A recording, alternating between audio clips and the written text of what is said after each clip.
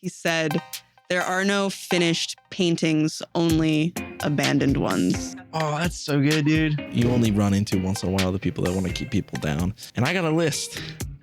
People that you want to push down? No. So none of you guys thought of a toad with giant tits? No.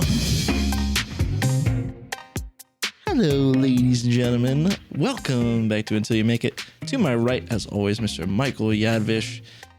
Today, our guest is one of our first ever return guests. We're welcoming back Miss Natalie La Spisa. I thought you were going to say retired. First ever guest who retired. She's 30, That'd be sick. 27. 30? I'm 28. She's not 30 Yeah, I forget. I always do forget that you're slightly younger, but welcome back, dude. Thanks for having me again. Last time you were here, Mike and you were sitting on that same couch together. And now it was a little uncomfortable. So hated every moment of it. Well, what really happened was you guys were very catty last show. So kind of like they do in elementary school when you have to like move to students who are like not playing well together. I basically did that for you guys. Thank you. I made you sit in separate. I am chomping at the bit. To do what? That's what I thought. A lot of things. So last time, Natalie. you were here. Natalie. Jesus, man. Forgot that he's a host of the show. You co-host. That means both. What? You want to say something? No, I was playing off of what you said. Oh, okay. So Mike and I are both drinking a little bit today. Just today. We usually don't, but it's Friday night here and we're chilling and all is well. Last time Natalie was here, we were talking all about user experience design, which is something that you do for your job. I do. We were talking about your photography, kind of just passion for photography. You know, you love learning about the subject. Mike and I are, you're probably going to surpass us in photography soon because Mike and I are more video focused. But speaking of photography, the big thing of kind of why we wanted to have you back into the studio to talk is because you just went on a trip on your little rocket ship. Whoa. To good old England. I did. To learn about photography, kind of a week or two week long photography workshop. I've heard nothing. I know almost nothing, so I've saved it for the show. Yeah, me too. Spill the tea. Okay. That's a good What the reference. hell is with him tonight? I don't know. I am just so confused that Natalie went to this place called London and she came back sounding exactly the same.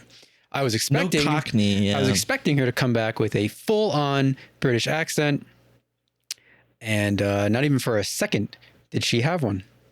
And so I am inclined to not believe you of where you went in your travels. I had to try really hard to not use a British accent while I was there. Oh, I've had that same issue. Yeah. Of like talking that way with someone who's actually British. You do it here all the time. I do. Well, because this is the thing me and Natalie especially do is we just say casual phrases in that accent. Yes. And I don't. Did slip. Did anything slip out? No, it didn't slip. I did pull out an Irish accent, so I met someone from, they from might Ireland. not like that. Actually. might No, kill you. I didn't do it okay. without like context. I think we were talking about accents. They'll fight you. And like TV shows and stuff like that. And I mentioned that I do mimic this one person who was on Love Island UK, Gotcha. who was Irish. Please. You want me to do it now? I don't think she liked it when I did it. I like an example. Yeah, but I mean, we're not her, so we would. Oh God. I regret bringing this up immediately. What would you say? So there was this one person on Love Island UK, and the premise of that whole thing is they're there to like date and whatever. So this one woman, she said, "Curtis gives me fanny flutters." That was good. Thanks. See, I don't know. That sounds good to me. That's crazy. I'm not going to fight you. However, Right.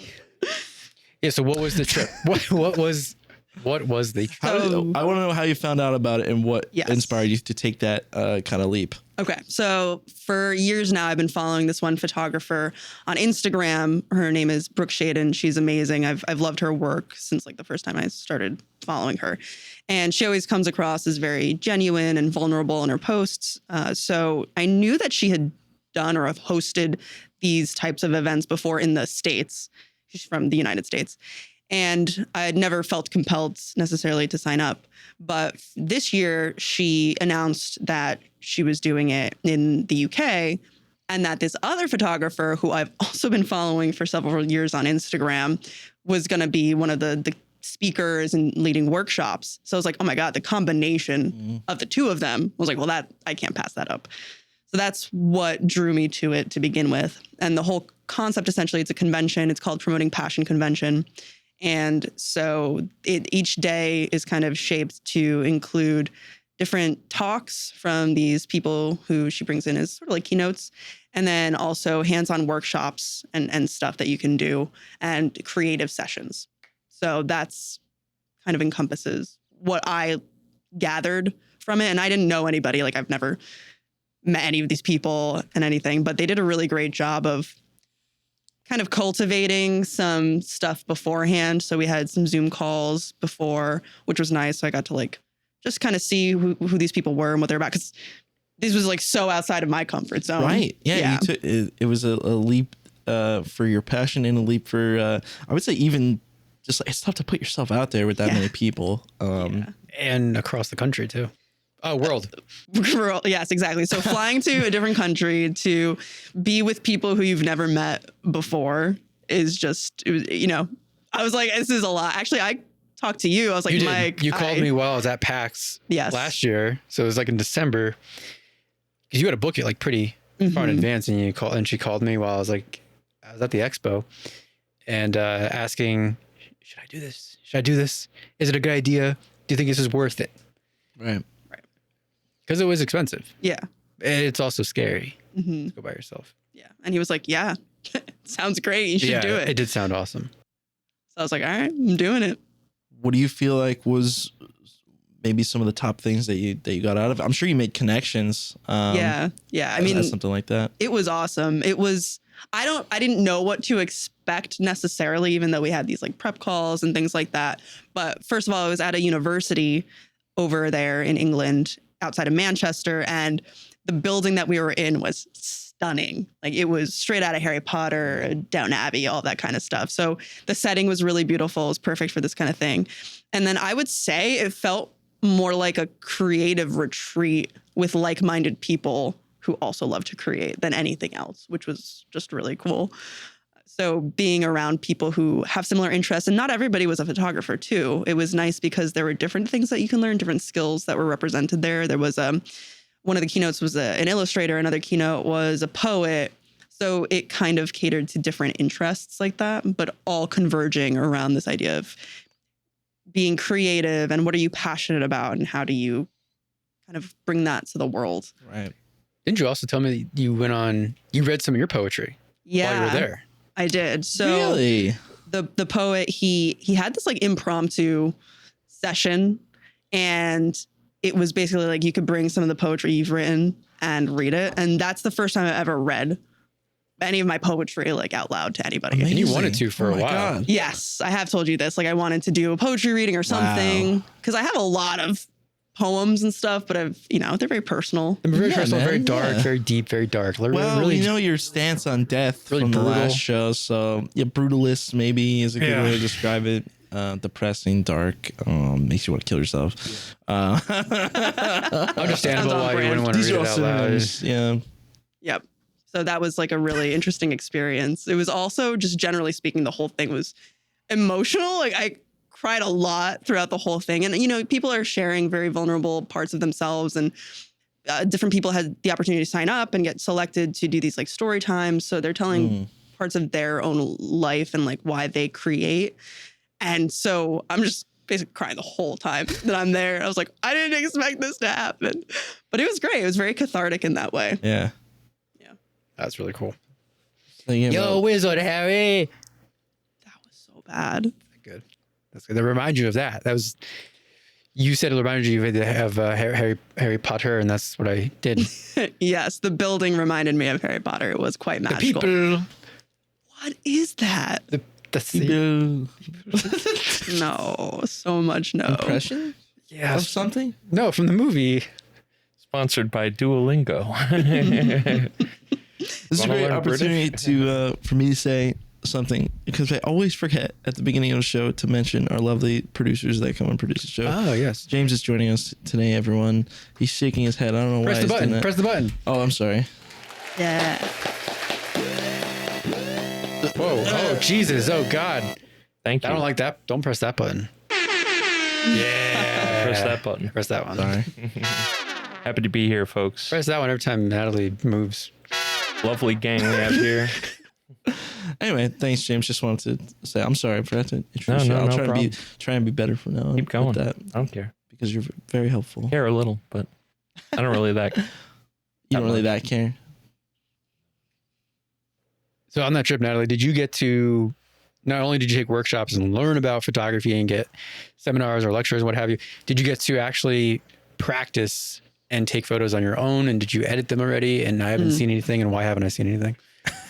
Yeah, so this is a personal struggle of I have a lot of photos. I had started editing some of like the easier ones where it's just color grading and stuff like that, cropping, blah, blah, blah, blah, blah, easy stuff. There's other ones like, cause one of the workshops I did with one of the photographers I was really looking forward to doing workshops with, Rosie Hardy. She is this like creative photographer and a lot of her work centers around fantastical kind of imagery, and stuff like that. So she was showing us kind of her process and we actually went out, and one of the really great things about this whole trip was they actually hired models to be there for us. Right. And had all these costumes and props and things like that. So it was very conducive to being fully creative, which was great. So I have some images from there that like I know what I want to do with, but I've been having a struggle with motivation and actually executing. So you will see them. I even had like a photo I was working on before I went on the trip that like I need to do. So yeah. Natalie always messages us and she says, guys, big things coming. That's like her one. I'm not in that group chat. It's just me then, I guess. Yeah, neither am I. It reminds me of the thing, what do they call them? Nikon like retreats that we do. Where they have catered these dedicated times where they have set up a scene or a lighting setup or something, and everybody gets to take their shot working with a model, getting different shots. If you have an idea, very open and creative. Of course, that is strictly the purpose of those is to market the camera. So I feel like this is, more purely art. It doesn't really matter what gear you have. It's more about the ideas, right? And you're learning from each other and you're picking up things. Yeah, no, it was exactly experimenting. Like that. Yeah, and you can go off and do your own thing. Like people, because there were a lot of people that had been to several of these in the past. And so they kind of like had the gist of what went on. So they'd go off on their own, pull a model, pull props and costumes as needed. I kind of joined in on the existing ones. Only did like one session with one of the friends I made there where she dressed up for me. And so I took photos of her, which was really cool. And then, people joined. It was very fluid. There was no pressure. If you joined a session, you didn't want to be there anymore, you could leave. Like it was nice in that way that you can kind of do your own thing. So at one point I went off on just my own because I needed some space. It was like a very social thing, obviously. And for me, an introvert, which I suspect a lot of us were introverts there. I just needed kind of a break. So I just wandered the campus by myself, and it was, again, a beautiful campus. So lent itself very well to that kind of stuff. So I have a lot of that photography too. Amazing to go through. Was there anybody there doing BTS or anything like that? Just curious. Yeah, there was a photographer doing BTS. So she shared quite a few photos with us on Facebook, which was cool to see. I didn't even realize, like, when you're in it and you're doing a workshop, you're unaware of what else is going on. So I was like, oh, so focused. That's fun. That's awesome. Yeah. Oh, and then one of the nights, this was really cool. We did this sort of like exhibition night, and it's snazzy dress night. So we all dressed up in whatever we deemed as snazzy and had our work laid out. We each got like half of a table to present, and then people would walk around. Why are y'all looking at each other? It was funny. Okay. And then so you could just see everybody's work, and that was so cool to have Brooke, who organized this whole thing I've been following for years, like come to your table and look at your work and like think that it's great. It's just, I was like, this is amazing. This is so cool. Like out of body experience. And then seeing everybody else's work, you're just like, these people are so talented. And there's so much to learn, even just from your peers there, which is great. And had really good conversations, even about things like AI and very differing opinions on that. So it was really, really cool. Differing opinions. Oh, yeah. Like anti-AI? Yeah, there was some anti-AI. Killing the creativity. Yeah. people who, don't really It's just a think tool that's for good. I Chris want to can kill place you. both sides. You're on. What side are you on? I'm in the middle. I'm directing. You're playing both sides. Yeah, I'm playing both sides, so I always come out on top. That's smart. Got Microsoft in the back pocket. You know how it goes. Yeah, but it was honestly such a great experience. I mean, I'm glad that I put myself out there. I would definitely do it again. I was going to ask you, would you do it again? I know next year it's in Asheville, North Carolina. They're which looking got at wiped Asheville. out. It got kind of wiped out by the hurricane. Probably will not. It was only a thought. It was not like secured. So now I don't know. I only know that because she said it's in Asheville. Like she told me offhand, like way before the hurricane. And then when the hurricane stuff happened, I said it was in Asheville. I was like, oh my God, wait, Asheville? Like the town that I just heard about from Natalie a few months ago is now like the victim of this terrible hurricane. And Yeah, so I never don't heard know of the town before that. where it will be I don't know. now, but Yeah, it's gone. What I was going to ask you, because something that we talk about but don't act on is networking and talk about how important it is. And you just did that is technically a big networking event, essentially. Have you kept up on your connections? Have they kept up with you? Because this is now 3 months ago. oh wow, yeah, it's been that long. What's nice is that that community is very active. So people always are posting in the Facebook chat. Somebody suggested we do like a 48-hour film festival. So I'm in the chat for that. I might be participating in. So, and actually, they do keep up with like Zoom chats. There was one today. I couldn't make it because it was during work, but they keep up these things, and it's great. And then you could just, even if you've not been participating, you could be like, hey, I need help with this one thing, or I'm struggling with this. And people are very, very open to just helping you with that and collaborating on anything. It's really, really refreshing. That's great. So you got yourself in a tight little community. Yeah. Which That's is really cool. Mm-hmm. Yeah, the community, that's great. It reminds me of Edit Party. Just that, a group of creators, everyone's friendly, kick out the people who suck. And Right. that's an important part of a community, right? Yeah. I guess so. Didn't think about that. That's why you have moderators like James. Yeah. Got to vote these people off the island, man. Kicking out the people who You never suck. know. Why is We've all she been here? No, but I think most people, I tend to believe most people want to lift up others. And you only run into once in a while the people that want to keep people down. Yeah. And you find out real quick who they are. And I got a list. A little black book that I keep. People that you want to push down? Oh, actually, no. Yikes. Speaking of lists, though, Go on. there was Go on about your list. one of the photographers who was there, Sarah Lando. We had these like little roundtable sessions, and I ended up going to hers, and it was about failure, and we're talking about failure and what that means to us and why like we're so affected by failure. And she has this rule for herself where she keeps a list of all the people that she will accept feedback from, like when she's working on new projects or anything that's meaningful that she wants feedback on. And it's like only people who you would want advice from, like you would actually really care about hearing from them, and anybody else, you do not care about what they have to say. If they offer their opinion, you do not care. So like for her, I think it was only like a couple people or a few people. And I thought that was really interesting. So I'm like thinking about it, who would I genuinely want feedback from?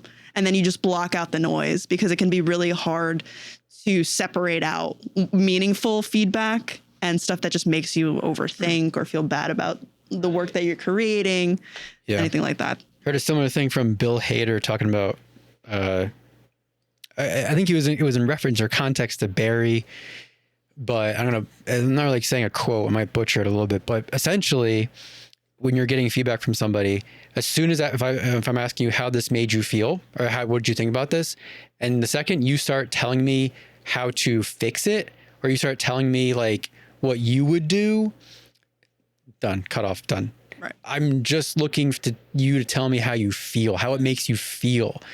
The person who starts telling you like, what you could be doing and what they would do, don't listen. That makes sense. You have to figure it out. His point was that you, as the creator, have to figure it out, kind of thing. I like that. It was along those lines. It was good. Yeah, I Remind me agree. of I that. mean, it's kind of like doing why test screenings are a thing. Is you're just looking for reactions. And you're judging just solely the reactions. No one's there just gonna tell you. You know, they might tell you what you think, but it's not always the right answer, which is his point. So Yeah. Yeah. you And look the at thing- their faces. And the thing is too, because if like, oh, you didn't feel the emotion I'm trying to make you feel, that's valid and true. And I need to think about that, and I need to take what you're feeling and be like, okay, the thing's not working. But as soon as you tell me how it would, that's where it was like, yeah, not to say that people's feelings don't matter. No, I don't think we're saying it is, that. Yeah, it is important. It's just up to me to figure out how to. Yeah. You have feelings. But no, it's true. There are people that like you want to show them, even with Exodus. There's certain people that you want to show the movie to and get their feedback. And there's certain people that like, what they say isn't going to be helpful. Yeah. Yeah. Absolutely. And I think too, like part of her point was who do you trust is like rooting you and giving you advice and feedback to help, like you were saying, lift you up rather than, just tear you down. And I think that that's valid because like not everybody's feedback is necessary or warranted. Yeah. Because then it's not even your project anymore. Say you take Right. their feedback. Yeah. You have to stay true to yourself and to your vision. But like if somebody you really trust is like, I don't know if this is a good idea, then maybe you take that on board. But if somebody who you wouldn't care about their advice in any other situation, then what does their opinion matter? Do you think you walked away more inspired than you were? Oh, yeah. You'd have to say yeah, right? Well, it's an easy and very honest yes. I think it was definitely inspirational. It was eye-opening in a lot of ways because here you are learning from like the people that for me, like our heroes, essentially. And it's a word maybe one should not use, but like truly, and learning that because when you're just looking at the stuff that they're posting, you're like, oh my gosh, they're always creating. They make it seem so easy. And then you get to hear some of the behind the scenes stuff. It's like, it takes me this many, tries to get it right or go through this many ideas to find the right one. And also just not always doing things like by the book. I think that was actually really interesting to hear. Like, maybe they don't edit in the way that people say you should edit. Their processes aren't like how you should be doing it. You should be in air quotes. And I was like, that's great because it's working for them. So why alter something if it's working for you just for the sake of quote unquote doing it right? And it's like, it's right for them. So it is right. I was like, that's great. Yeah. I mean, if it's all about the outcome, right? Mm-hmm. It doesn't really matter how you make it. It just matters that you do make it. Yes. And there's so many, I would say the one thing that I'm thinking about is like, maybe there are faster ways to do things, but sometimes I feel like maybe you're not doing something the most efficient way. Sometimes you go down a path that leads you somewhere else too, creatively. Stumble into other ideas, whether in the edit, in color. I mean, how many times have I done something with my music that I'm working on right now, and I've accidentally hit a fucking key and hit something and be like, whoa, what is that? What did I just do? And sometimes you can't replicate it. and then you're really mad. You're like, that was so cool. What happened? Yeah, there's beauty in kind of stumbling upon things and doing things in an organic way rather than a sort of robotic, systematic way almost sometimes. You're like, I'm doing it by the book, but are you doing it in a way that feels authentic? Yeah. So I thought that was nice to just like, in a way, be given permission. Like, you validate that way of creating. Like, Right. It's not, you don't have to be so rigid. Mm-hmm. Exactly. We'll take our first ad break. You have the product? There's the boxes over there. I think it says Xerox on it. No, not that one. Where's the things you brought over, James? Where's the things you brought over? All right, ladies and gentlemen, Yeah. today sponsor is Matt Laws. Matt Laws, 12 Stuff claim. stuff. Thank you. Stop saying that. Okay, yeah, you're good. No, that's right. Matt Law's stuffed frozen clams. Delicious, nutritious. Matt Law's made in the USA. All you have to do is cook and serve these delicious little clams.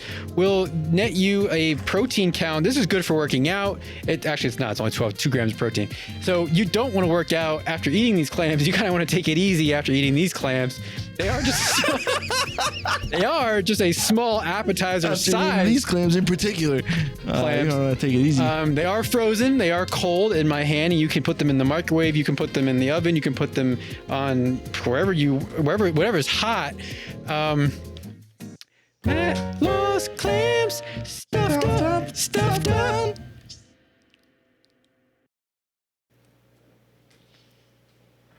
We'll cut that up. Thank you. Wow. Clams, oregano. Producers over there with the client whispers, "We'll make that work." What is it? Well, Dad, we got some editors. They're real wizards. Let me check my topic train. Mike, can we do one more take? No. That's all you get. No. They paid $8,000 for that spot. This is my shopping list. That's the wrong one. We can go over that if you want. I have a segue. Yeah, what's your segue? Okay. So,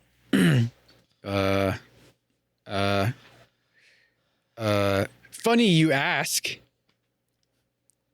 Because we're picking it back up from the ad. Yeah, no, Natalie was actually so inspired. How inspired were you, Natalie? She was so inspired that she started her own brand new Instagram photography page. You did. I did that before I went, but Oh, all right.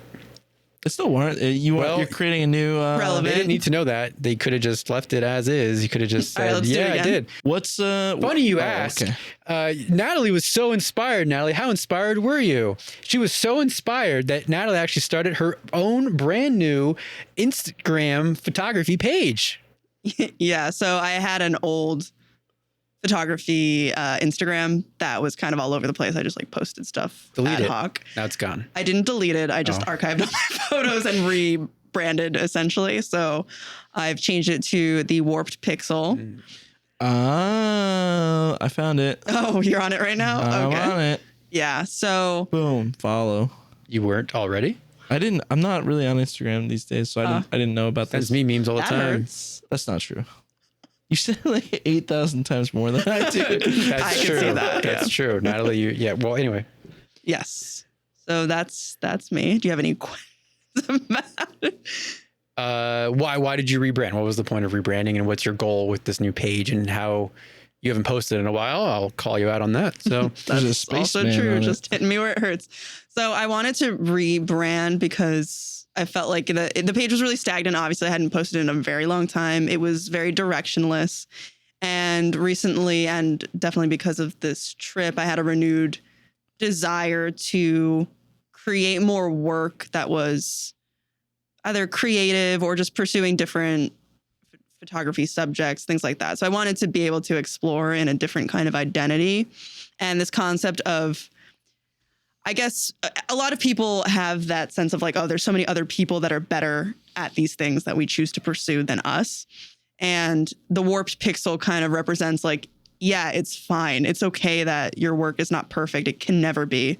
And I think in my like bio, I put something like, you won't find any perfect pixels here because you won't. There's always mistakes. There's always things that I wish I could do better. Or like, even though I try to learn as best I can how to do certain techniques, could always be better. You know what I mean? So I wanted it to be a space where I could post and explore things and not like be afraid of having to be perfect. Yeah, not being so hard on yourself, just getting it out there, I think is the message that I've been hearing a lot lately. I'm trying to push through my stuff too. Is just, it's more important to get it out than just have it be. It's doing nobody any good just sitting there. It's like we're working on the movie now. It's like, we're gonna do the best we can. We know it's not gonna be perfect.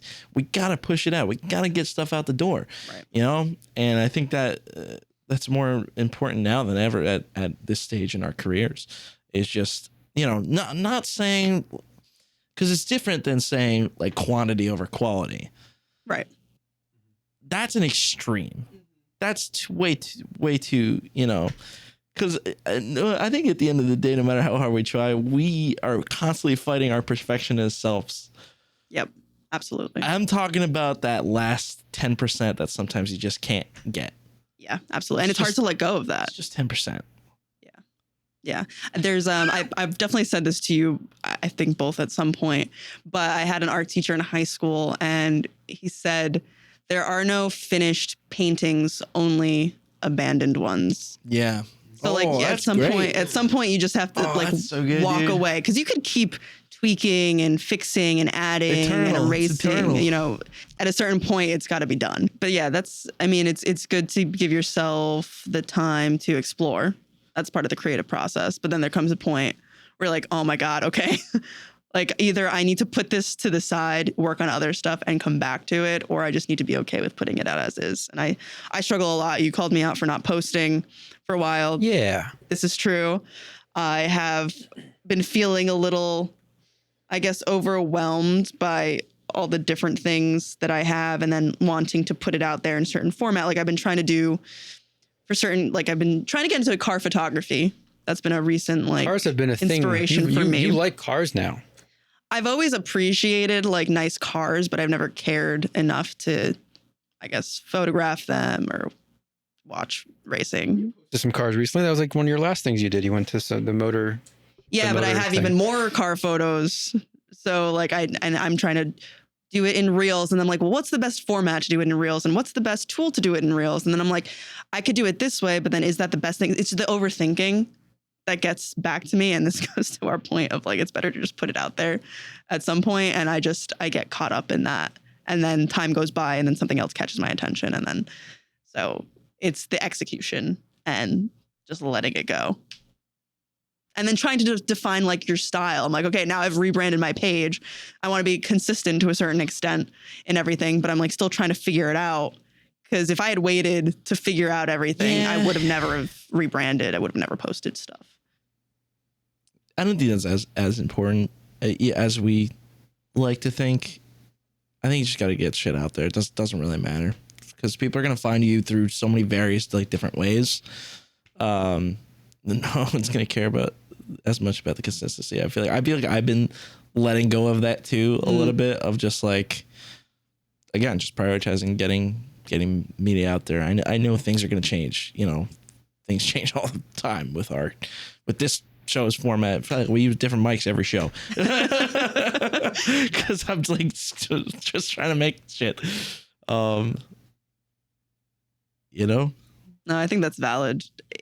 Change is inevitable, and we as individuals change, our identities change. So we have to be willing to ride that river as it flows. But it can be hard, especially when you're trying something new and you're like, oh, I want it to have a certain aesthetic, or I want it to be perceived in a certain way. And then you inevitably have that just because of the linear nature of learning. No matter what you do, if you look at it this way, no matter what you do, your next thing is always going to be, better. You're always on that trend. No matter what the hell happens, you're going to look at something 5 years ago and go, oh, that sucks. right. You can't change it. That's true. It doesn't matter. It's always going to be the case. I like that perspective, actually. That does kind of alleviate. You're zooming out just a touch on the timeline and being like, oh, it's this, but you're always going up, you know? Like the stock market. It always just goes up. Mm-hmm. All right, pick a topic, Mike. Pick a topic? Yeah, what else you got? All right. You pick one and then I'll pick the next one. This might be a quick one. What's your favorite color? Go ahead. No, so recently Natalie was telling me about this another production company that makes fan films. Yeah. They make Harry Potter fan films. And I've seen some of their stuff. Natalie follows them. And just recently they posted that an original script, an original movie that they made. I'm guessing they made it. Yeah, I'm pretty sure. Got purchased by Amazon and is now on Amazon Prime. Right. And then we didn't know if it was a short film, is it a feature film? Because they just kind of do short films their Harry Potter stuff is short films on YouTube, right? Or is They're it- pretty long. 30 plus minutes, I think. I mean, I Right. guess but it's still short. under. Like Yeah, what's still a under- feature considered? Depends. I think it Call 45? 40, call 45. Okay, then I guess. Whatever. depends. It's 45. It's also 60. It depends. Okay. But what was I saying? So they got bought by Amazon. You're right. They're very happy. Well, Natalie messaged them to try to follow up, and like we're trying to figure out what to say to like, how did you do that? Right, Mhm. right. How does one? What's the process of that? Yeah. Yeah. Because I don't know. You technically don't know what hand they played in the making of that movie. Like, I mean, it's just based on what because I follow this person in particular, and then he like kind of brings other people. I guess he has a network, right? Usually the same kind of people are used as actors and on set, from what it seems like. So I'm pretty sure like he made the film. Right. I watched the preview on YouTube, or the trailer rather. we could watch the trailer. Yeah, you could. Could we throw it up? No. We can't. We can't. We can watch it later. We'll watch it Not later. really hooked up right now. Oh, okay. Yeah. So I mean, I'm pretty sure they made it. I don't think so. No. But you know Off. what? Like I've seen other films that on Amazon, because I've watched them with friends before, but like random films, you're like, who made this? Like, where did this come from, and why is it on Amazon? Right. Yeah. So I don't know what the process Well, is like. starting to hear that a lot. I mean, I feel like I've heard this story so many times now in the last like 2 years, of just like streaming services buying up everything, right? We were having that conversation a couple episodes ago.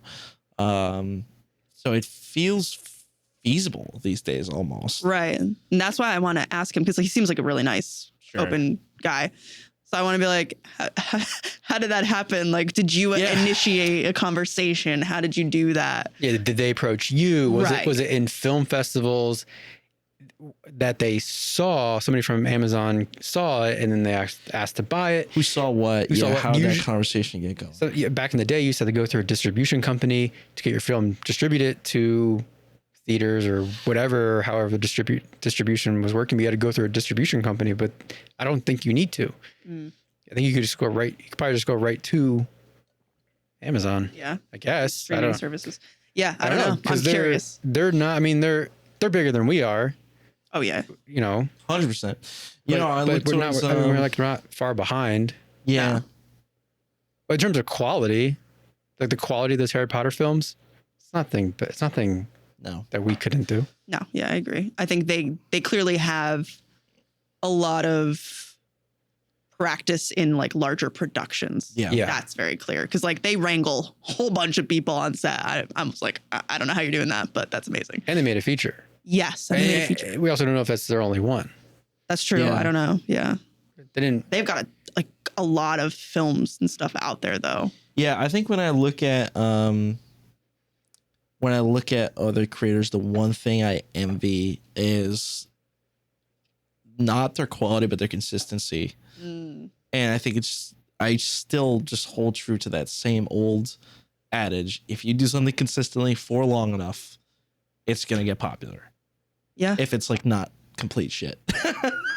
Yeah. That's Right. true. Yes. Which is the mentality I'm trying to take actually with this show of just like being more consistent and trying to make it as easy as possible. We have a lot of practice now doing the show and employing those things to just make it as easy as possible to be consistent. And for them, I think exactly what you said, they got a lot of practice and kept the chops up doing the smaller stuff to be able to be where those longer shorts kind of felt like their versions of smaller shorts. They got so good at it and just did so many different projects and to the next,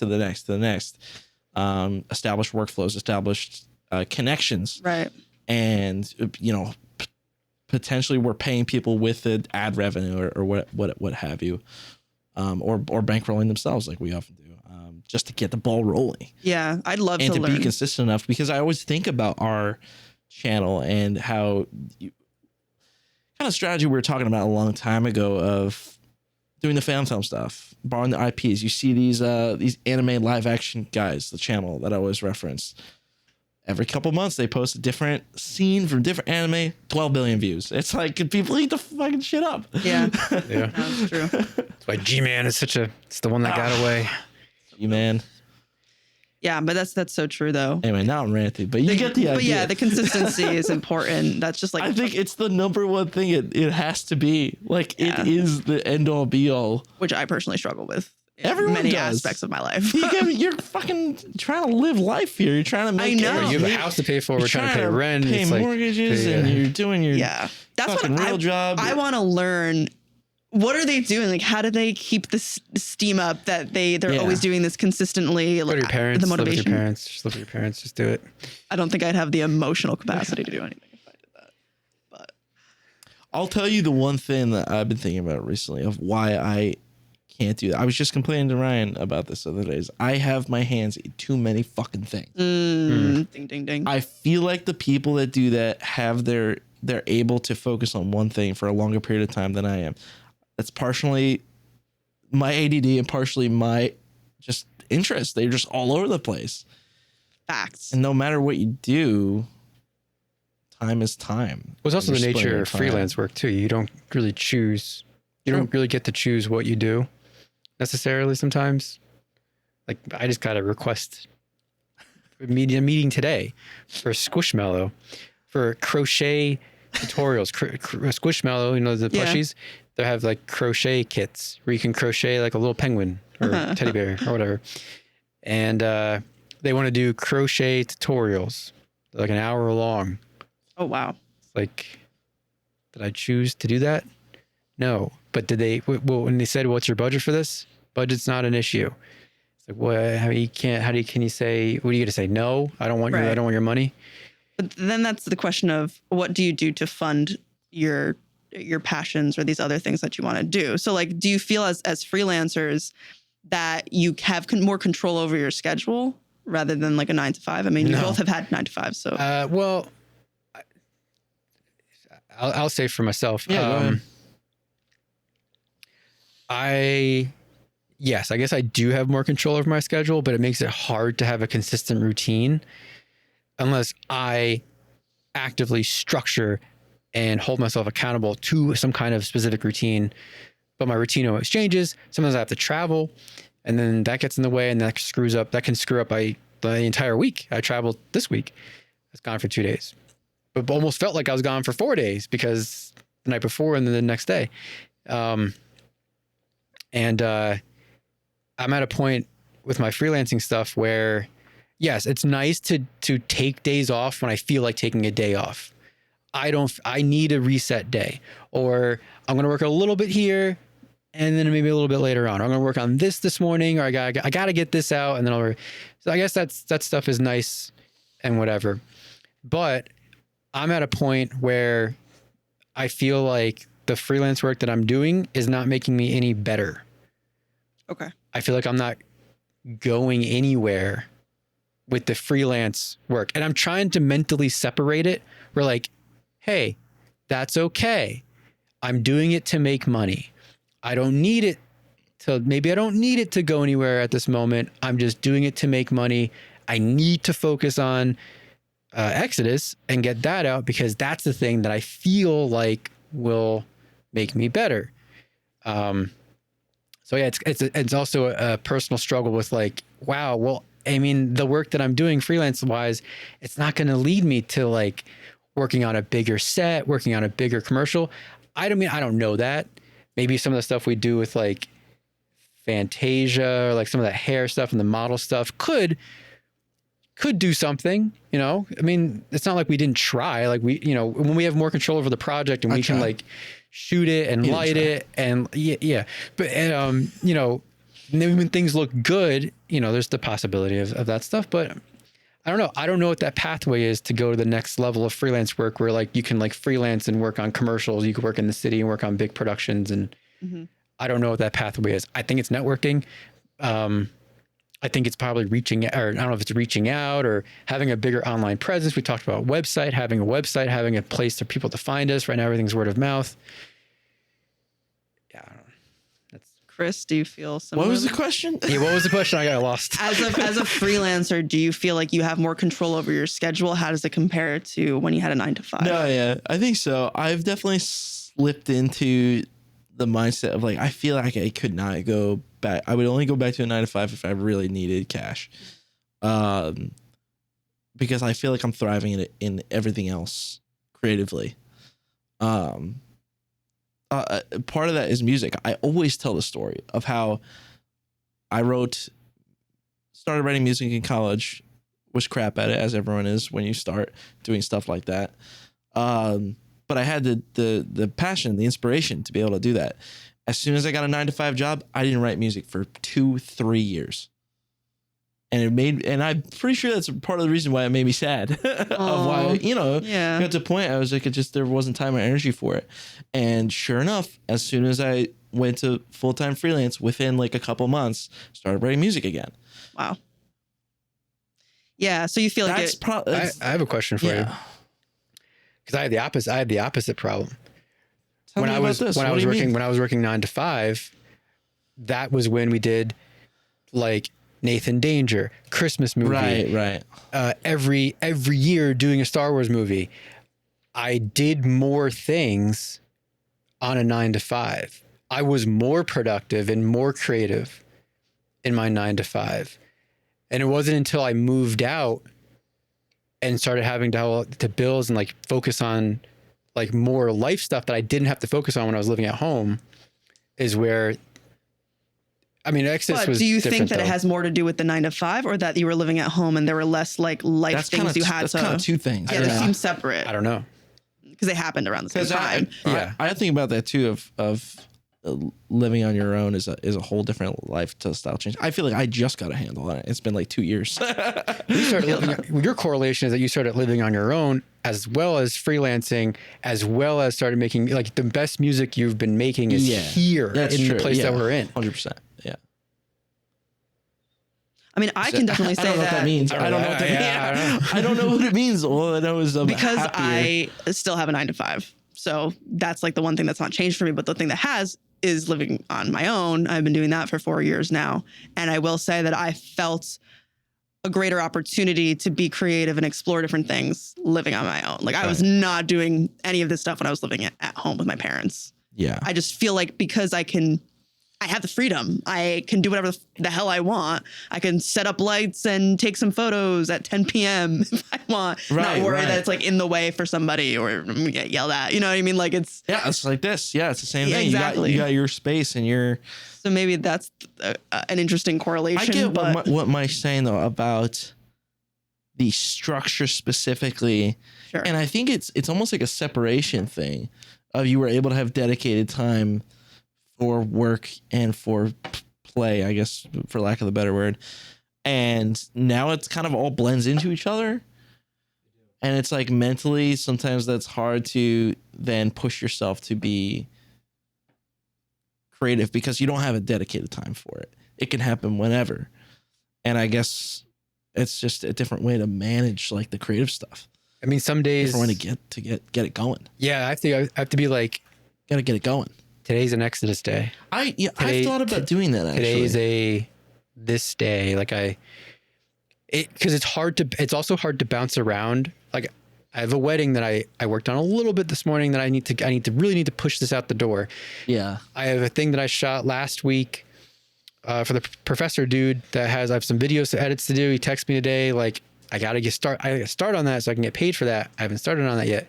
I have to start on Fantasia, which we have shot, which now everything's taken care of, and like we can move forward with post-production, which is the goal is to get done by Thanksgiving. Got this crochet thing now coming up. Got the coffee video. I have a meeting with the coffee people with Newman Coffee Group the week of the 25th of November. So it's like, yeah, when do you have time to like focus you on? have a lot of things going on at the same time. Yes. Well, yeah, and a lot of times those things can extend into, I think, just the nature that they can extend into the evening hours.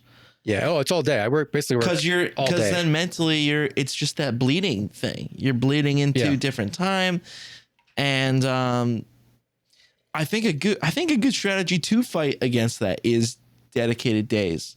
and having separated, dedicated time to showing up to your creative thing. Because otherwise, it's what are you going to do? Yeah, even, and I've like stuff that I've heard and things that I'm reading, even just scheduling time inside of a day, a singular day as dedicated space, supposedly it helps. And I could see that because I do that for my 9 to 5. Like sometimes I have to schedule blocks of time to work on different projects that I have. Otherwise, like I lose sight of things. And it does hold me accountable. My sister and I have had this kind of conversation before because she has a full-time 9 to 5 job, but then is also an influencer and has to do, is basically a content creator. So it's like interesting. We can do the stuff for work, no problem.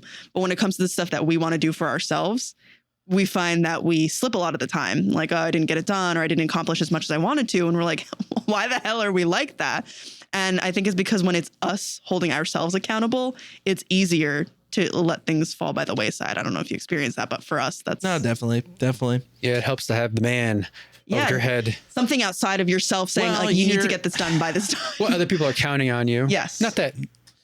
I feel that, though, too, sometimes with, like, you're counting on me or you're counting on me. Yeah. Like, I do feel that sometimes. Sure, yeah. It's just an interesting little conundrum. One thing I found is after a while of not, it can be hard to get back into stuff after not receiving any kind of positive feedback. And when sometimes somebody will leave me a nice message on the YouTubes and I'll see that and be like, hey, somebody actually appreciated a thing I did. And it kind of starts you back up again. For me personally, you get just that little spark of like, oh, I should do more of that. Right. Yeah, I get that on people watch our Star Wars movies. I get comments and it's like, damn, if they only knew. And well, you know what would probably help that? The next one's coming. You know what would help that? If we just posted more shit. Yeah, that's and fair. didn't worry about, like, it goes right to the other stuff. The consistency, posting little things. Yeah. So maybe even that would help. Even just BTS stuff on the channel. I was like, I personally feel, like I talked to you about Chiaroscuro wanting to get back into that. Right. I like that I'm comfortable with. Obviously working on Exodus, I'm comfortable with. Anything outside of those two things, I feel guilty. It makes me feel guilty. It makes me feel a little uncomfortable. Like I shouldn't be starting a new project. I shouldn't be thinking about this because I have two unfinished things that need to get finished. I can't start thinking about, but it's hard not to, but also so I'm blocking myself. You know, it's hard from being creative because I need to work on the things that are here in front of me still that are unfinished. Something in a book I've been reading recently, which is like you know what a book is? Do you know how to read? No. Read? This book Limitless. It's about your brain and like how Limitless. They take the pill and they Nope, not that one. Ice skate and slashes them in the neck. Oh yeah, it's a great movie. Bradley Cooper. Anyway, something that they were talking about when it comes to like reading itself, if your mind wanders and starts thinking about a different topic, write it down to get it kind of out of your head and then continue reading. And what you just said kind of reminds me of that. So like, yeah, he doesn't like to write things down. I know, but I like to call you instead. Listen to this. Instead of feeling guilty, instead of feeling guilty about thinking about something else, because that's, I think, just the nature of creative people. We're always I have a ton of ideas for things that happen at random points throughout a day. But just like writing it down, you don't have to write a whole script. You know what I mean? Yeah. Write down the thought, continue that thread, and then work on the other stuff that's unfinished. You know what I mean? I think there's a way where you can honor both things and then not feel guilty, because the guilt, I think, also holds you back then. So, I got fired. Oh yeah. What? Oh, actually? I don't even know if Natalie knows who I was working for. No, I didn't bring it up. So, did you know I was doing some editing work for the Unwell Podcast Network a while ago. And recently, I don't know if it was always under their umbrella of podcasts, but they brought me on again to be almost like a technical assistant role for the Call Her Daddy podcast. Oh, which cool. is like I haven't listened to it. One of the more popular podcasts on the internet. I haven't listened to it, but everybody knows what it is. Yeah, when I found out what show it was, I was like, oh shit, that's like insanely popular. And the reason they did that was because Call Her Daddy had just got bought. The show got bought by SiriusXM for like over $1 million or something like that. So they were going through a bunch of changes with their workflow. And I knew one of the producers from a previous project, and he basically said, hey, we're going to need some help, like doing all these new workflows. And we would love some extra hands, not actually editing the show, but helping with their ad workflows and how they kind of upload to these podcast networks. So I was like, yeah, I'm totally down. Let's do it. But that was before I didn't even know what the show was. So it was kind of a short-term thing. They said it would probably last about a month while they're going through these changes to kind of reconfigure their team to who's doing what. But I was hoping it would be for a little longer because not only was it a good gig, money and time wise, like they were very, what would you call it? Generous with their, offer for the position, everything like that. But it was just a nice team. Like everyone was chill. So I really enjoyed. Daniel's such a good guy, such a good contact to have now, and he told me, he said he's going to reach out if there's anything else. So not only do I appreciate that, but it was just a fun time, and I get to put on my resume now that I did work for the Call Her Daddy podcast. Yeah, that's so cool. Great, man. I feel like the way you led into that was misleading. Fired. You knew it was like gonna end. I was just messing with you. Oh, okay. I was like, what? Yeah. Anyway, I just forgot if we had even talked about that. So yeah. It's, wow. Yeah, it's a funny. That's and this is one of those things too that just fell into, right? Mm. It's just knew someone from a previous project, and the more you freelance, the more you realize how much companies who do hire out really appreciate someone who's reliable. Turns out that goes a long way for some of these producers. So, oh, dude, half the job is just showing up. If you're absolutely. someone who just shows up, it doesn't matter how talented or how good you are. You just have to be there. Oh wow, it's a low bar. It is a very low bar because that's hard to find. It's someone to be reliable, to consistently show up and do the job and get the job done. Yeah. Be kind. Go up, be kind.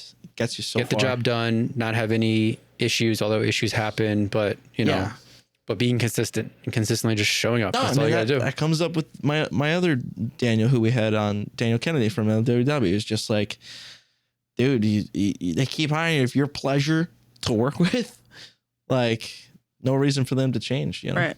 Makes sense. It's hard to find good help. No, it's true. Right. Because of the Goober Theory. Yes. Well, for example, like, when I'm doing projects and I'm like, I have Steve come with me as a production assistant and stuff. I always try to like take care of him because like he shows up on time, shows up there. He's always like, yes, I'll take off work. I'll be there. It's like, awesome. Great. That's, it's very important. Right. Consistency. I think that's the theme of this episode. Yeah. Consistency should that be in the name all of the things. episode? It might be. Yeah. I have a fun thing saved towards the end, not the very end. It's a quick one. Wasn't it your turn? This is a survey question. Right? Okay. So brother Eric is working on a new board game. Brother Eric. Wow, really? New card game. Where I don't want to tell you too much about yeah, okay. Where you collect frogs and you stack frogs on top of each other based on weight. The larger frogs go on the bottom and then they kind of work their way up. You create these stacks of frogs and you cap them off with a little witch's hat. Once all the witch's hats are gone, the game ends and like whoever has the most points wins. It's a simple card game, very different from Mycelium, which was a strategy and all this stuff and a lot of moving parts. He put out, to the group of like, hey, this is the name of the game right now. This is the working title. If you guys have any title ideas, no matter how dumb or stupid they are, it doesn't matter. Just, throw them out there. And I threw out a bunch of dumb names and stuff. And you gotta throw out some dumb ones. There was one name that I liked. I didn't come up with it. Sean did. To Sean's credit, he came up with it. And I just want to say it out loud. I want to say it. Okay, so you want like a first impressions type thing? Yeah. But can you talk about this in this forum? No, it's okay. But basically, because the name is not. Just say at the same time the first thing that comes to mind, basically. For what you described. Okay. No, For the game that you described. For the name. but for this name. Right. I'm not going to tell you how it's spelled. I'm just going to verbally say it because it obviously has a spelling as like a pun spelling, but We all I'm trying have to to say say at the Okay. same time what we. Hit it. it. James, you too. Totally stacked. Toad. That's good. Well, what comes to mind? Does anything come to mind? That's pretty good, man. Totally stacked. What else would come to mind? I get the pun. Stacked, I guess. Yeah, I get the pun. I mean, when you say when you're totally stacked, you're- TOAD. BALLY. Right. Okay, Totally there you go. Yeah, stacked. that's where I was like, got that immediately. Yeah.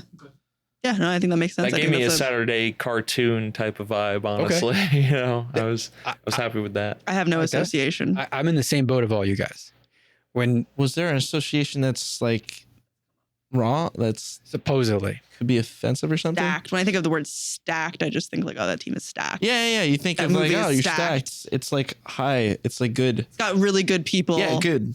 It gives you the impression or the want, the desire to become totally stacked. this is all great research because this is We're a good. focus group. This is good to workshop the name. We're content farming. Where's the bad? So none of you guys thought of a toad with giant tits. No, I didn't think that stacked That's not referred stacked. to. I've never Breasts. heard. I've never heard Unless that. you say it wrong, like toad titly stacked, or like like what are you, That's what are good. you That's trying good. to say? Is that where it came from? No, that is not his intention. That is not where it No, came. not his intention, but like Eric said that. That's what Eric thought. from totally. Ooh, It was. it was the stack. No, It was not the that. stacked It was the part? stack. I've never heard that in reference rack, to like a nice rack I've heard of for Sure. breasts, but not stacked. I'm not gonna say it. If you look up, I'm going on Urban if you look up Dictionary. Urban Dictionary and looked up stacked, it'll Really? talk about a big breasted woman. Really? that. That's got to be a regional thing. I've never heard that. And if you type in like stacked toads or something and Google, like you'll get Google image searches of frogs with big breasts. Stacked. The first thing that comes up in Urban Dictionary is cheating by arranging the way a game is played to give one side an unfair advantage. That's kind of what we were talking about.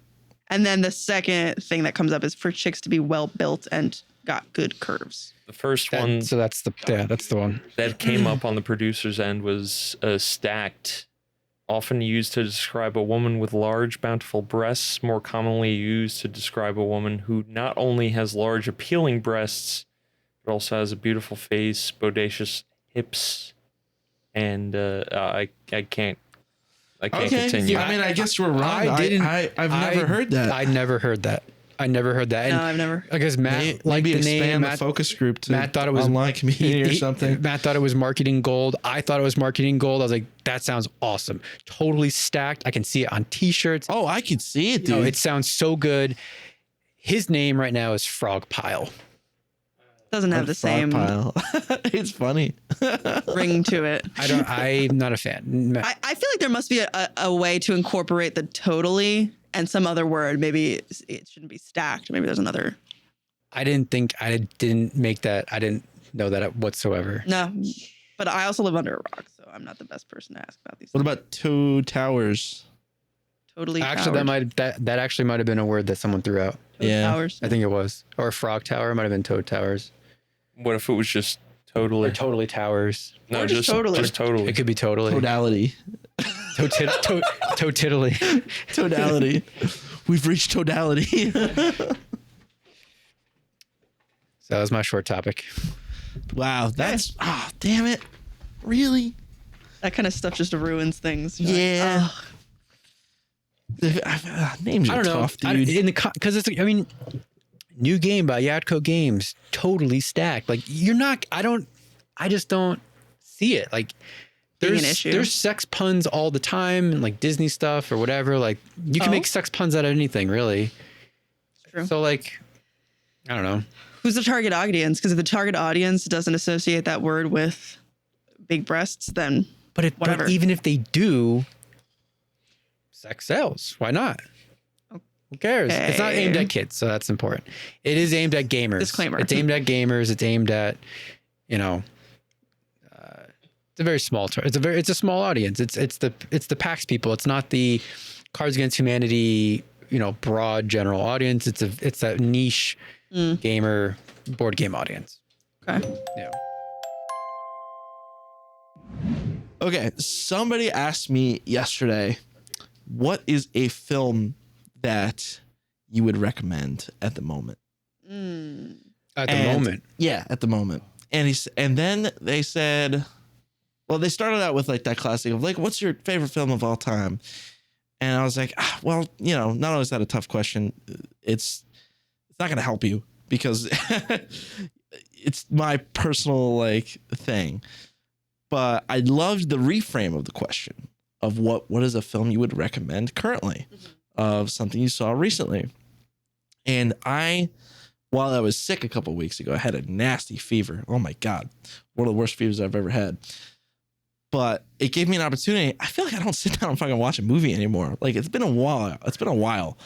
And so I was kind of thankful that I got, but I wasn't sure what I was in the mood for. And I remembered a long time ago that I had watched with Chris Ferrante in college, The Thing, 1982, I believe, John Carpenter.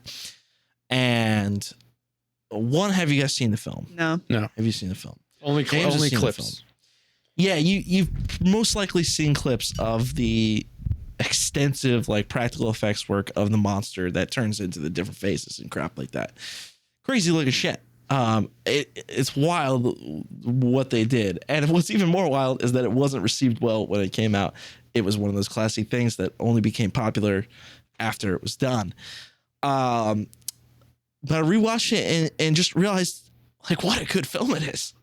Like actually the monster, it kind of reminds me of the Babadook in a way, if you guys see that. Yeah. Where kind of like the monster wasn't really the point of the story.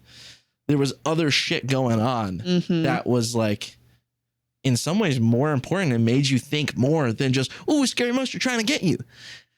And then we watched, I think about the things we watched remember when you stayed over and we watched those couple horror movies that were just like, it was just, ooh, scary monster coming to get you. Yeah, especially that second one we watched. That was, I forget what it was called. I mean, I know they're goofs. I know they're not, I know we're comparing like apples and oranges in some cases, but just how refreshing it was to dig into something with a little fucking meat on the bones. You know what I'm saying? Yeah. And I feel like I got to do more of that, but that's my recent recommendation that people go watch The Thing, because it's less about, ooh, scary monster coming to get you. And it's more about the big theme of the movie is paranoia and a lot of psychological undertones. Because the monster can replicate people, and so people don't trust each other. Sorry, that happens sometimes. It's electrical interference from something in this room that just happens every now and again. Broke mic. Maybe it's it might be dirty electric from this socket. Who knows? It's a good name for something. Dirty electric is a thing. Yes. You see that soccer player get fucking killed by lightning? Yes. I watched that death video you sent us today, Chris. Thank you. Wait, You were in the chat. I didn't watch it. Oh, you don't really see much. I mean, I didn't see the TikTok Guy one gets though. struck by lightning. It's fucking nuts. And he dies? Yeah, he died. Yeah. Just the one. Somehow, well, it was weird because somehow everyone else. Yeah. went Well, the down. video. They, I guess they say it conducted through the ground and like went through their. Some people are talking about going through their cleats. I don't know the science of any of this. Holy shit. But the lightning struck a guy on a field, soccer player. Not only did he go down, but like 10 people around him went like fucking popsicle sticks. It's hard to tell in the video if Terrible analogy. if they just hit the deck because the sound was so loud. No, dude, it looked like they hurt. Like involuntarily. The It TikTok looked like was they passed out. Was Are we it not allowed to talk Activity about this? between the ground and whatnot. No. I mean, it's something to bring up. But But it was cutting the sensor. Was the TikTok more clear? Because the other video. Yeah, do you from want to the see? Yeah, because the article video, like, You don't see anything. It's just weird. it's crazy. We could just watch a guy die on our phone. I mean, you can watch a lot of people die on your phone, I know, especially I'm with the war stuff. this is not war though. Crazy. Yeah, that's just everyday life. Turns out. And he's just the unlucky bastard that it hit. Like they Yeah. all had a seemingly equal chance of that happening. Yeah, Yeah. They say a lot of lightning strikes are survivable. Yeah, I feel like I've heard that before. But like I don't know what kind of effects long-term effects that Man, we're cause. getting struck right now. What the fuck? They say you can feel it.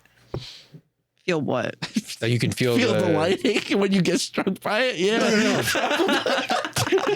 beforehand. I meant beforehand. The preamble. Yeah, the hair standing up thing. I don't know. Really? Well, apparently it's more intense than that.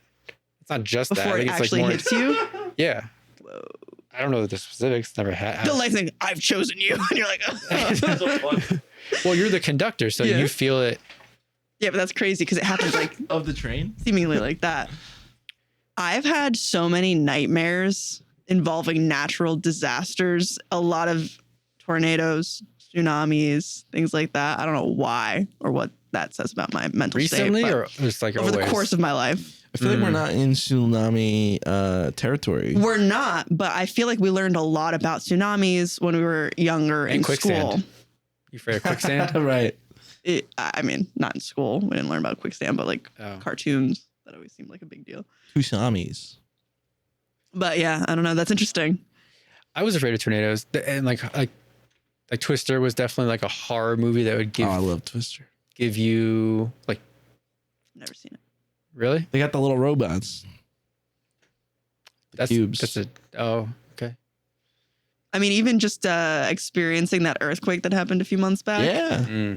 Like, I mean, I didn't know what it was at the time, Yeah, for us that's weird. but I was just like, wait, what? Earth shake now? Earth shake now. Yeah, that was just like the, I guess, most intense I'd ever felt an earthquake before. Please finish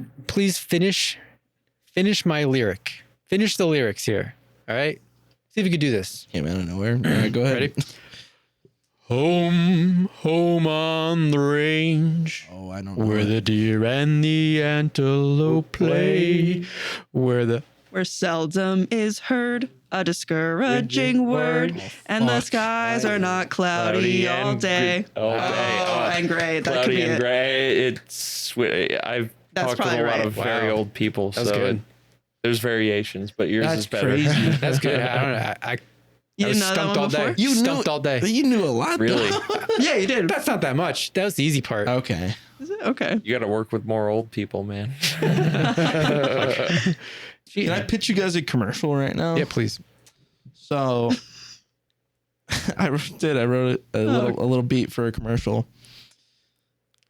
And I feel like it's got something, but it's just not quite there. So I'm just gonna raw pitch you guys something right now. Raw pitch. Yeah. I was talking No- with Ryan in no the protection. islands. In the island. And he said, would you ever think about doing something with your grandpa? You know, because he's, getting up there and it's getting, hard for him to speak and things like that. But I feel like he would love to do something. Like, he loved being on camera when we did this little podcast thing with him a couple of years ago. And I was like, I wonder if we could do something like Ryan and I have always had this strange fascination with doing like a Christmas commercial of some kind, like even just like kind of like spec-ish. So I was like, I wonder if we could just do something related to Parkinson's. He's got Parkinson's and it sucks. So here's the idea. This is kind of like a beat sheet. Introduce Grandpa. And introduce the fact that he has Parkinson's through, general handshaking, trouble speaking in particular, trouble doing little things here and there.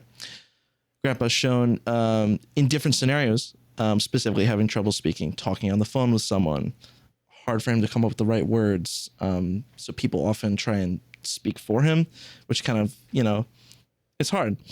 Possibly greeting someone in person with family in like a living room scenario. Next, Grandpa does vocal therapy, and this is something he actually does. He goes to a singing group where they sing once a week on a certain day. And we show him practicing singing at home. He has actually a player piano in the living room. I don't know if you guys have ever seen something like that. You put a roll in the piano and it plays the song. Oh, yeah. So he has one of those, and we use it around the holidays sometimes. So I was like, oh, wouldn't that be fun to have him putting in a roll and like trying to sing with the music, specifically Old Lang Syne. And I thought of a final scene would be at like a Christmas dinner, which is typical loud conversations. And this is from my personal experience. Grandpa, he can't get a word in. Mm-hmm. You know, he talks so Softly. can't get the words out and often can't come up with the right things to say. And I thought of him trying to break the conversation by starting to sing the song that he practiced, Old Lang Syne. And obviously having like a heartwarming ending where everyone's singing together. And then just having some kind of end card about donating to Parkinson's research and about, you know, thinking about how hard it is and how shitty of a disease it is. I really like that. Wow. So that's... Didn't expect such a sentimental thing. Yeah. I feel like it's got something, Yeah. you know, and it's kind of just a for I like it because it's no really, you know, it's just like Parkinson sucks. Like this is the real struggles that people go through. So maybe showing that in kind of a ad-ish format would kind of get some traction. Cinematic. Yeah, exactly. That's all it is. Short narrative. That's all it is. But it's not even it's like commercial. It's also just raising awareness. Yeah, I think that's Like it's a not, PSA it's not almost. for, that's what I mean. It's not for anything. Yeah. It's just PSA-ish. I like that. I think that could be great. It's very good. I felt something.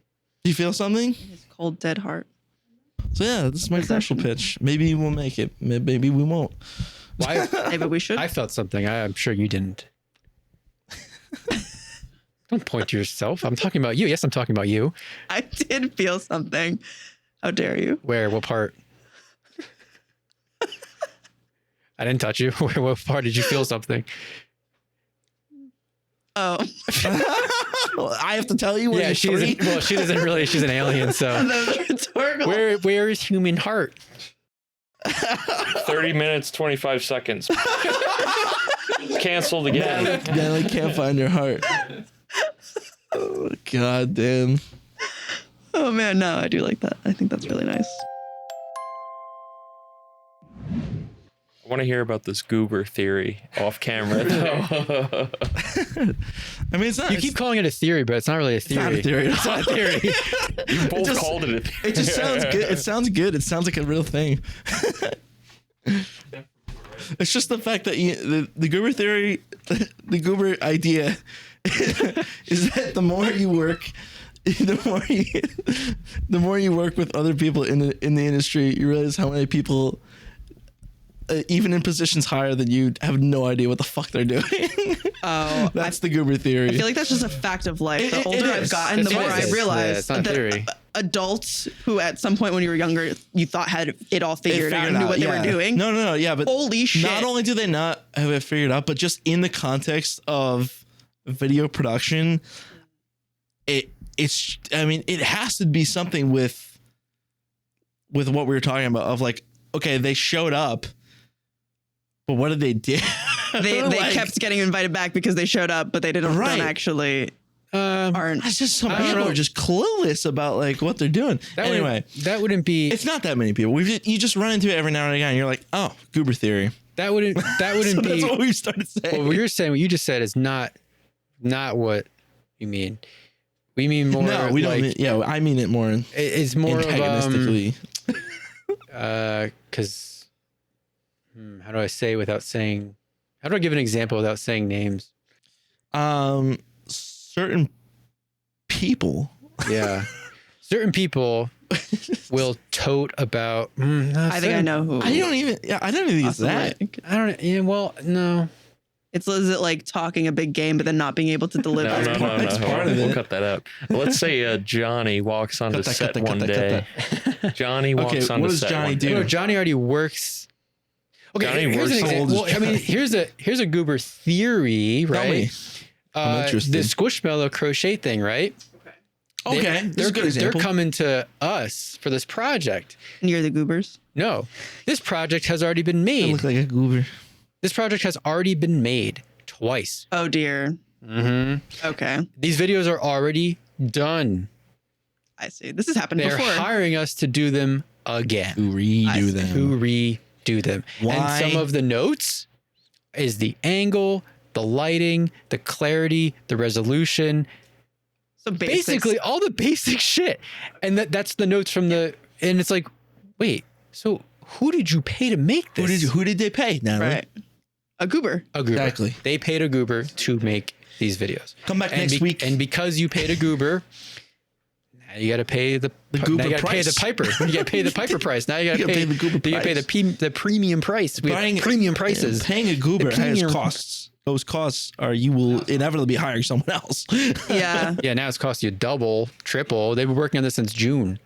Wow. Do you think that that's a possible result of, let's say, a business seeing a price for this service and they're like, oh my God, that's a great price. Then they saw maybe one video and they're like, yeah, Sure. I'm sure they can do it. Yes. Can hide, can disguise, can use smoke I screens. like the way you're saying this. Can camouflage themselves to It's like Nat Geo. You're just Through- describing like an animal in the wild. Goobers in the wild take on many forms. They are very skilled at hiding themselves, particularly through camouflage. I'm stuck on Goober Price, dude. Goober Price. Yeah, they just fucking mess everything up. What was I saying? Oh, through a demo screen. reel. They'll throw shit in their Oh. demo reel that they didn't do. Oh, yes. Stuff like that. See, I had a point. Yeah. Yeah. I see what you're saying. Flub the credentials. Okay. Take credit Yeah. for things. Make it vague. I know. Oh, see, I want to name names so bad. After the show, Yeah, I wanna hear what I have these a names very are. good example of this. However, there are goobers who succeed, and there are goobers, and Yeah. depending on how your measure of success is, you don't need to be famous. You don't need to be an expert. You just need people to think that you are. Right. Right. How do you think, and does it possibly play into fake it till you make it mentality? Is there validity in There's got to be a point at which you can't fake it anymore. Because I feel like the fake it until you make it thing is a temporary position where you're, Right. that's the whole thing of like if somebody says, hey, can you work in Da Vinci? Absolutely. And you 100% say, Oh. you do not know how to do that. But you go, absolutely. I did. I've worked in Da Vinci for a long time now. Do you do that? No. Can you fucking figure it out over a weekend? Yes, because you have the technical you can learn shit. You find somebody to figure it out. You can learn shit. That's fake it until you make it. Fake it till you make it does not take place over years. I see. There's like a terminus point where that no longer applies. Yeah, you're just fucking lazy. It's like you should have Maybe. made it at No, well, fake it till you make it. It always helps in the pitching process, and in the selling process, it always helps. Okay. So you kind of oversell what you can do. You figure out exactly what the client is looking for, and you just very confidently assure them that you are the best person for the job, and that they Okay. came to the right place. Yeah, sometimes charisma can have a lot to do with it too. Yeah. You'll find that a lot of goobers are charismatic. I would love that to be charismatic. You had a game. Do a game? Okay. Yeah. Close it out. I forget what you said what the game was. Hey there, how's it going? Hello. What the fuck? Write a story about Natalie, a curious young photographer who went on a large journey to Europe and got in some trouble, though. She got in some trouble. Once upon a time, there was Natalie, a young photographer with a heart full of wanderlust and a camera always in hand. She embarked on a grand adventure across Europe, capturing the charm of Parisian streets, the romance of Venice, and the grandeur of Rome. But it was in Berlin that her curiosity led her into a bit of a Oh, pickle. Okay. shit, what happened in Berlin? While exploring an abandoned building rumoured That was to on be a brand. treasure You do that trove a of lot, street yeah. art, Natalie stumbled upon a hidden room. Inside, instead of graffiti, she found stacks of old photographs and undeveloped film rolls. Her eyes sparkled at the thought of uncovering forgotten histories. But as she Long. slipped away, This is she detailed. triggered an alarm. Turns out, the building was a secret archive, and Natalie had unwittingly wandered into restricted territory. Oh no. The authorities were not amused. But after a lengthy explanation and showing her portfolio, they realized her intentions were pure. Your portfolio They saved Instead you. of them realizing Say it that like that. No, it's just funny. Like that's what. she finds a way out of the building. She finds a way, actually finds a secret door and escapes through that secret door. And there she meets Taylor. A fellow traveller named Taylor, who was also exploring the hidden corners of Europe. Together, they navigated the labyrinth of secret passageways, sharing stories of their adventures and laughing at the absurdity of their situation. Oh yeah, pretty absurd. When they finally emerged under the cover of twilight, they found themselves at the edge of a serene canal. Taylor, with a grin... Can you pretend to be Natalie and have her be really... have her be saying things about the situation? Okay, stepping into Natalie's shoes. Wow, Taylor, can you believe Can that you we use just like a higher voice? Natalie has a very, very high-pitched voice. Sure thing. Oh my gosh, Taylor, can you believe we just stumbled upon a secret archive? My heart is still racing. I mean, one minute I'm exploring, and the next we're sneaking through secret doors. This is like a real-life adventure. Wow. All right, you do some. Just, What app is this? Just unmute it and talk into it. But then Taylor removes layer of skin after layer of skin after layer of skin after layer of skin to reveal that he is multiple reptiles all in one. He is every reptile that ever exists all in one. And he speaks. I want you to speak his voice with a Slytherin tongue. And he actually comes from the planet Zubab. Zubab. That's the planet Zubab. I want you to say the name Zubab a lot. I want you to talk about the planet a lot. Taylor is obsessed with his homeworld, and he tries to convince Natalie to come back to his homeworld of Zubab. And end it with a sponsor. I love the creativity, but maybe we should steer the story back to a more believable It didn't path. like the skin. How about Taylor turns out to be a travel blogger with a knack for finding hidden gems? That's a terrible idea. Scrap that idea. Do not put that in. I want you to remove layer after skin. No, it's not gonna do it. Got it. Let's dial it back to our original adventure. How about we have Natalie and Taylor, both perfectly human, embark on a fun boat ride to celebrate their escape. Scary. That's They could share more stories. Write my own story? Say anything to it. Except skin. Don't say anything about skin. There's a mute button there, so just hit unmute and say. Okay, let's change to a different story. How about there are 4 friends who stumble upon the biggest treasure ever known to humanity. And these characters are Chris, Mike, James, and Natalie. Make up how they get there, where they find this treasure, and what they do after they find it. Great. Let's dive in. Chris, Mike, James, and Natalie were lifelong friends with a Aww. shared love for adventure.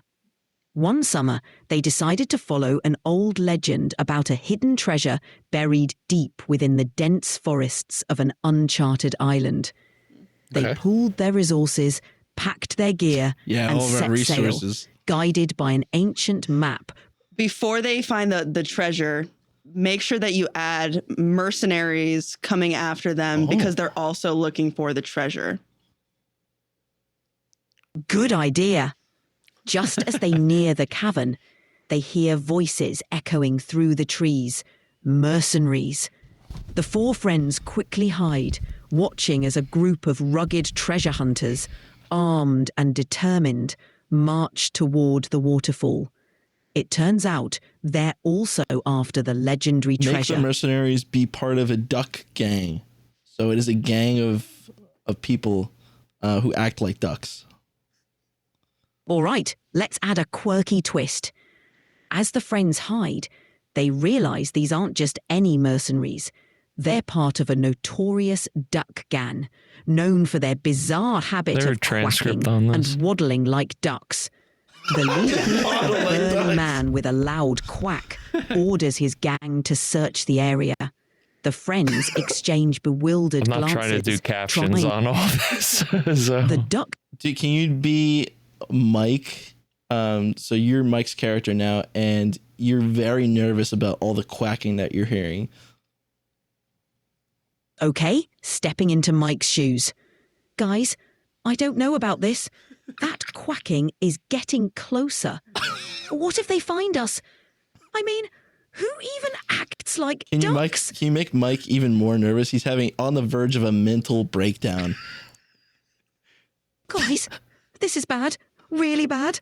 That quacking, it's getting so close. What if they catch us? We're no match for a gang of duck-acting mercenaries.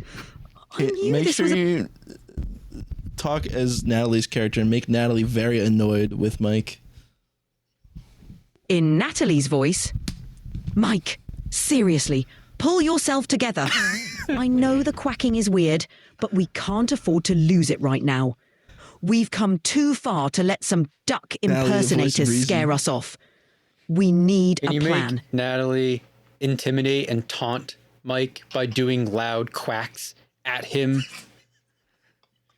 In Natalie's voice, oh, come on, Mike. Quack, quack. See, it's just noise. You would do quack, that. quack. Are you really going to let a bunch of quacking scare you off? We can handle this, but only if you keep it. Can you make it so that the dynamic of the group kind of shifts a little bit and Chris wants to run for president and he's now all of a sudden campaigning to be president and we're in the middle of running away from these duck mercenaries and he's like, you got to vote for me. You got to pick me. I'm the only one. And also give Chris a deep German accent. In Chris's deep German accent. My friends, as we face these challenges, it is clear. I am the leader you need.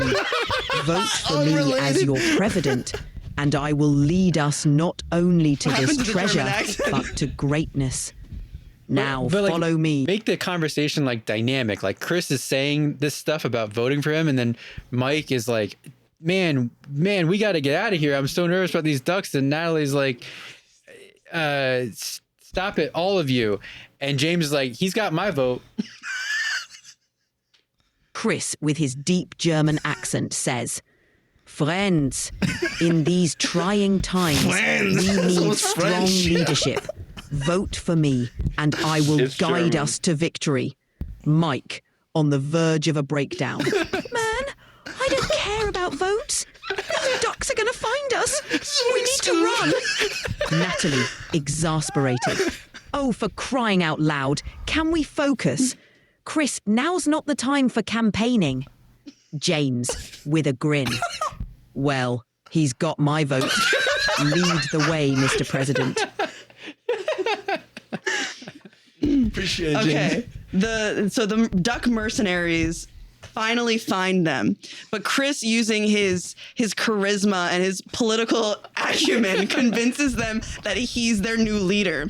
So all of them join forces to continue on the path to find the treasure, but then get stopped as aliens try to abduct them. All right, here we go. Okay, The duck your mercenaries story, close man. in, but Chris, with his deep German charisma, steps forward. Deep German charisma. My fellow good band duck name. enthusiasts, it is time for a new leader. Join me, and together we will find this treasure. The mercenaries We got to finish it. Get Philip Seymour Hoffman in there. Like, do some sort of Make it do funny. celebrity Be funny. voice. Yeah. The internet commands it. Passes for it. Can't perform under pressure. Let's see. It made you laugh. That was my point. Okay, let's jump timelines to an alternate universe Oh Christ! where, where Sure, the same group of people with slight variations are going through the same thing. Make up some changes. That's it. In this alternate universe, Chris is now an eccentric inventor Chris is now with a French. penchant for gadgets. Mike is a fearless adrenaline junkie. Oh God. James is a master of disguise. And Natalie is a hacker extraordinaire. Okay. Instead of a dense forest, they're navigating an urban jungle, deciphering That kind of clues seems- that lead them through This is abandoned Jumanji. skyscrapers This is and the plot to underground Jumanji. tunnels. Forest is a The jungle. treasure, an ancient piece of technology Wait. said to control time itself. Ooh, that's good. As they journey, they encounter a rival group with their own quirky traits, leading to a It's kind high-tech of like Tomb Raider. showdown. Yes, redeem yourself. The crew of the four of them need to take a bus to their next destination, and on the bus there's Toledo. His name's Toledo.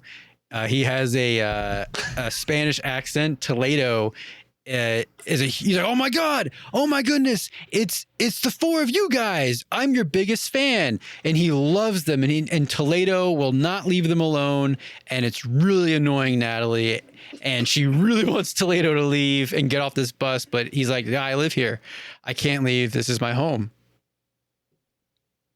On the bus, a young man named Toledo with a thick Spanish accent approaches them, wide-eyed and thrilled.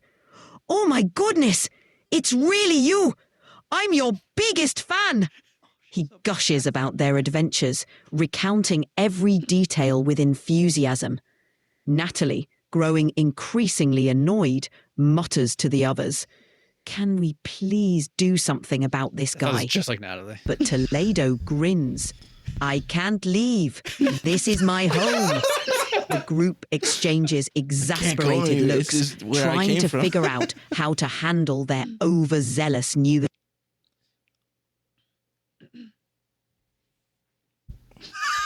I gotta think for a second. James kicks Toledo off of the bus finally, but not before stealing his clothes and his special hat. And family heirloom. James, using his skills as a master of disguise, cleverly Steals his swipes clothes. Toledo's clothes and special hat while pretending to befriend him. With a swift kick, he sends Toledo off the bus. The group tries to refocus on their mission, but now James is What is wearing the mission? Toledo's attire, To get the ancient blending in technology. with the locals as they continue blending- their oh, journey blending with to the find locals. the ancient technology. Is that cultural appropriation? Natalie intercepts a signal. She interprets it through her brain, starts yelling out all these different numbers at ones, twos, even threes. Natalie, with her hacker instincts, intercepts a mysterious signal. 4, 7, 2, 9, 3, 8. The numbers seem random, but she's onto something big, deciphering a code that could lead them closer to the treasure. The others listen 4, intently, 7, trying to make sense of the numerical barrage. Please continue the narrative so it reaches a natural end, but lead it into a plot twist where all of the four of us have actually been imagining this in a, one of those psych wards, and we're all schizophrenic. As Natalie deciphers the last of the code, the group That's you follows her deciphering, lead just yelling to an out shit. old abandoned warehouse. Inside, they find a hidden chamber filled with advanced technology, Pretty much glowing we with found schizophrenic the after advanced this. strange, tech. pulsating light. Just as they're about to uncover the mystery, the scene begins to blur. Suddenly, the four friends find themselves sitting in a sterile room, each wearing hospital gowns. A doctor stands before them. Continue clipboard the story. I want to just make a description here. Natalie is in the corner, rocking back and forth, drool coming out of her mouth. She talks like a baby. She talks like a little tiny baby. And you do a little baby voice for Natalie as she like rocks back and forth, drooling in the corner. Stinky diaper. In the corner, Natalie rocks back and forth, her voice soft and childlike.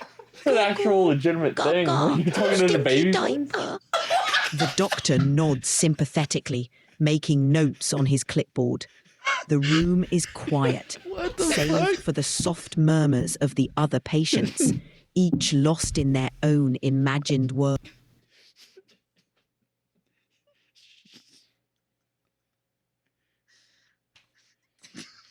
That's it. Where's the end? I think I hit a button. There's no natural end there. We saw the bright light, and then The last sentence is, it seems the grand adventure was. And it stopped. It was. oh, it needs more. It happened. Wow. I kind of like the first story that it was started. Like Pretty good. on its own. Yeah, on its Yeah, own. yeah, it did Like, all that. that. Was good. It went into a building. You found all these photos. Yeah. She's like, that's so cool. Why would you be anti? What's the point of being anti-AI? That's your I argument. think it's just a natural human reaction to things that we don't fully understand the repercussions of. Possibly. But there was something interesting when we had the keynote speaker at work. I might have told you this. Mm-hmm. She shared a quote. I forget who it was from, but it said, like, when you invent the ship, you invent the shipwreck. When you invent the plane, you invent the plane crash. Like with every Christopher new, Columbus. Okay, with every new Christopher technology, there's some sort of detrimental aspect to it that you also create at the very same time. The AI Doesn't mean you don't create it, though. I don't remember Overtaking. who said the actual quote, but it was shared by a keynote speaker at a work conference. Well, Okay. I guess that'll do it. That'll do, donkey. That'll do. Oh, you wanted to say something else? No. You left us off with some great advice last time. Oh, yeah. What have you learned since then? Do you have a part two? Part two, everyone. This is going to be YouTube. I think what I've learned, one of the things I learned from the conference is that doing things in the way that is right for you is the right way. And you don't have to subscribe to any other mentality or process. Man, every time she comes out, It's really good. becomes a YouTube short. So Please come again. Please come back. Ooh. Please come again. Please come. I didn't say. You don't beat me. I didn't say.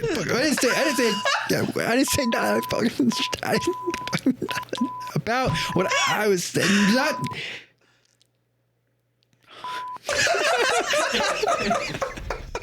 That was good. Natalie La Spisa, everyone. Woo! Thanks for having me again. Yeah, it was a blast, man. See, there's nothing to be nervous about. Natalie said she was nervous. I was nervous at the prospect nervous of of it being being live. Nah, no Unedited. no live today. Now we get to pick. Now you won't know what we cut out because we could have cut out. Now we'll make you all say Natalie's whatever we bad want you to words. say. Yeah, now we can count it with ChatGPT. Now we'll make it. We'll make the words come out of your I pretty little didn't mouth. sign no matter what they anything that you are. could use my voice. We'll make you say, and we'll make you say, and then we'll make you say, and we'll make you say. And